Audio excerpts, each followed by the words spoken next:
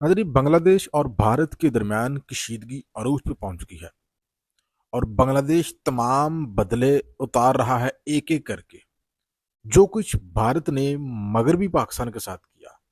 मशरकी पाकिस्तान उसके तमाम बदले पूरे कर रहा है और भारत को याद दिला रहा है कि मकाफात अमल भी एक चीज़ है जिसका शिकार आप ज़रूर होते हैं, आज नहीं तो कल। कल तक भारतीय टीम पाकिस्तान के साथ हैंडशेक करने से इनकार कर रही थी। आज अंडर 19 वर्ल्ड कप में बांग्लादेश ने भारत के साथ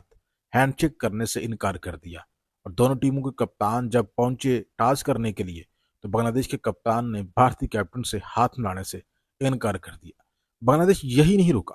बांग्लादेश ने, नाज़रीन इकराम, आज आईसीसी के ऑफिशियल को इस वजह से वीज़ा देने से इनकार कर दिया क्योंकि उसका तल्लक हिंदुस्तान से था। वादा है कि आईसीसी का जो सीईओ है जिसका तल्लक भारत से था वो बांग्लादेश का विजिट करने वाला था और ऐन मौके पे बांग्लादेश की जानब से भारत नवाज आईसीसी ऑफिशियल को वीज़ा देने से इनकार कर दिया और भारत के मुंह के ऊपर कालक मल दी।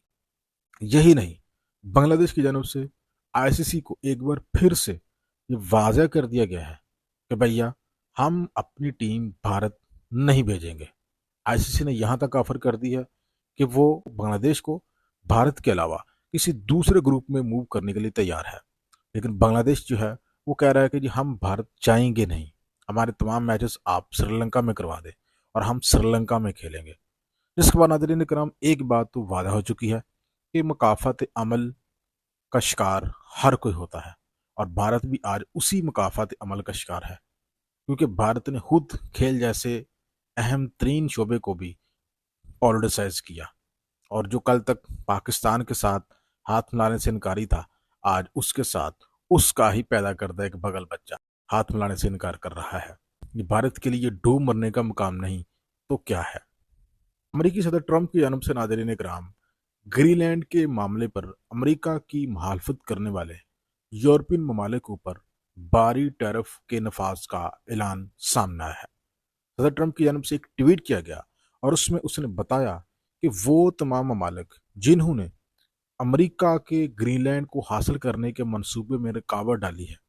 उनके ऊपर अमेरिका 10 से लेके 25% तक टैरिफ आयड करता है और इसका नफाज 1 फरवरी से होगा। ये 10% से रेशो शुरू होगी टैरिफ आयद करने की और ये जून 2026 तक 25% तक चले जाएंगे और ये टैरिफ उस वक्त तक आयद रहेंगे इन यूरोपियन ममालिक के ऊपर जिन्होंने ग्रीनलैंड के मामले पर अमेरिका की मुखालफत की है, जब तक ग्रीनलैंड अमेरिका के कस्टडी में नहीं चला जाता या अमेरिका के कंट्रोल में नहीं चला जाता। अमेरिका की जानब से जिन ममालिक के ऊपर टैरिफ आयद किया गया है उनमें Denmark, Sweden, Germany, France, Netherlands, Finland और यूके शामिल हैं और सदर ट्रंप की जानब से धमकाया गया है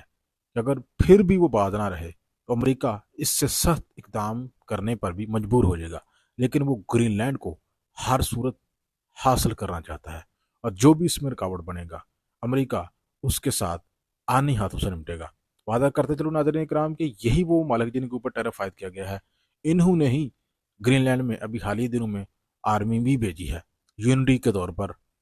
हवा वो एक एक दो दो ही बंदा भेजा है लेकिन फिलहाल अलामती तौर पर उन्होंने भेजा है, लेकिन अमेरिका की जानब से इनको सख्त जवाब दे दिया गया है। तो जर्मनी की जानब से तो यहाँ तक भी कह दिया गया है कि यूरोप की जानब से एटम बम ना बनाना जो है बहुत बड़ी गलती है। बहरहाल नाज़रीन इकराम, देखते हैं कि ये मामला अब किस जानब करवट बदलता है।